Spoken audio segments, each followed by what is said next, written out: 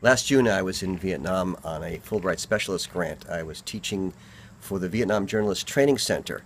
I was in Hanoi and Da Nang and Ho Chi Minh City, which is also Saigon, and many other places doing seminars and workshops. And this was an incredible experience, really. 30 days in a developing country, a former enemy.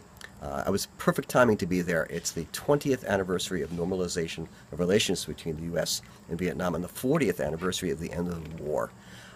So here I was, I'm of the age of somebody who lived through the Vietnam protests. I was in college between 68 and 72 in Washington, D.C., so I was very, very aware of the war. And I was a little worried when I got there. How would they treat me? But, I was treated like royalty by everybody. Working with the Vietnam journalists particularly, these are people who are very politically aware, and they labor under certain constraints. There's certain kind of censorship in the television stations that they work in. They asked me a lot of questions about censorship in the United States. We had long discussions about what was allowed here, which is basically everything, except that we're constrained by funding and whether something would be broadcast. And they're not only constrained by funding, they have budgets in the hundreds of dollars, not in the hundreds of thousands of dollars. And they have bosses who are very strict about what they can show.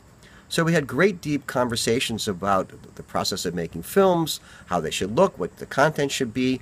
I spent a lot of time with them on the interviewing process, trying to raise the standards to be what they would call a more international professional standard. In exchange, they welcomed me into their homes. They treated me to the greatest food. They insisted on taking me out to local native foods. They didn't ever once take me to an Italian or French restaurant. They put me on tours. They wanted me to see how normal life was led in Vietnam, and that gave me real insight into how they lived, and of course made me think about how we live here.